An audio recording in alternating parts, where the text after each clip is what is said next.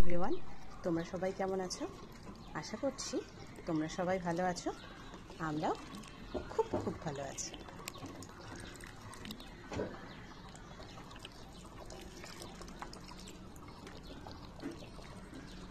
বলতে পারবে এটা কি গাছ বলো তো?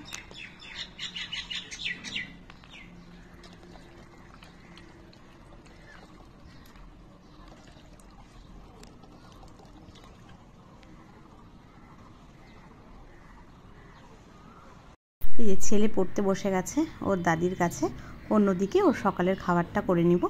ব্যাস, ওকে খাওয়ানো হয়ে গেছে। ওকে এখন স্কুলের উদ্দেশ্যে রওনা দিলাম। ওকে স্কুলে দিয়ে আমরা চলে আসলাম একটু বাজারে। বাড়িতে আরও গেস্ট এসেছে আমার শ্বশুর শাশুড়ি। যা যা দরকার ছিল সব নিয়ে নেওয়া হয়ে গেল, নিয়ে চলে আসলাম। আজ আমার সারাদিনই রেস্ট, কারণ যেহেতু আমার শাশুড়ি মা এসেছে তো উনিই সব কিছু করবেন। আর আজকের মেনুতে ছিল চিংড়ি মাছ আর ইলিশ মাছ।